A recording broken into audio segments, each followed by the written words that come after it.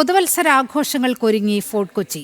ഇതിന്റെ ഭാഗമായുള്ള സുരക്ഷാ ക്രമീകരണങ്ങൾ പൂർത്തിയായതായി ജില്ലാ ഭരണകൂടം. വിവിധ വകുപ്പുകളുടെ കൂട്ടായ പ്രവർത്തനം ആഘോഷങ്ങൾക്ക് പിന്നിലുണ്ടെന്ന് ജില്ലാ കളക്ടർ അറിയിച്ചു.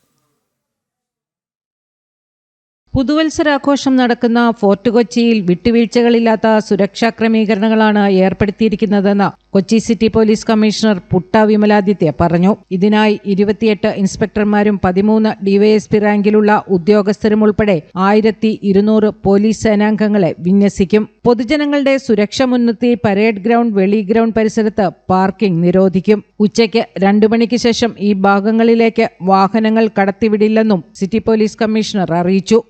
ഇതിനകത്ത് 1200ഓളം പോലീസുകാർ ഉൾപ്പെടെ ഒരു 28 ഇൻസ്പെക്ടേഴ്സ്, 13 ഡിവൈഎസ്പി റാങ്കിലുള്ള ഉദ്യോഗസ്ഥർ ഉൾപ്പെടെ നമ്മൾ പോലീസ് ബന്ദോബസ്ത് സ്കീം തയ്യാറാക്കി അത് നടപ്പിലാക്കാൻ പോവുകയാണ് 31-ാം തീയതി രാത്രിക്ക്. ഇതിനകത്ത് നമ്മൾ പ്രധാനപ്പെട്ട വിഷയങ്ങൾ എന്ന് പറയുന്നത് 1 ക്രൗഡ് കൺട്രോൾ, 2 പബ്ലിക് സേഫ്റ്റി, 3-മത്തത് ട്രാഫിക് മാനേജ്മെൻറ്റാണ്.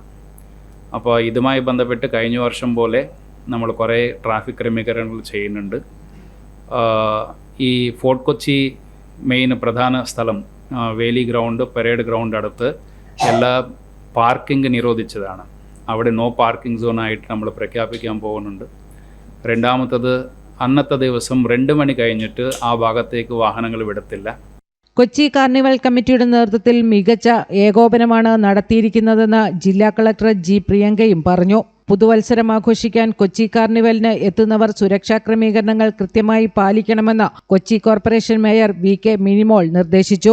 ഫോർട്ട് കൊച്ചിയിൽ കാർണിവലിന്റെ ഭാഗങ്ങളായി 2 ഇടങ്ങളിലായാണ് പാപ്പാഞ്ഞിയെ കത്തിക്കുക.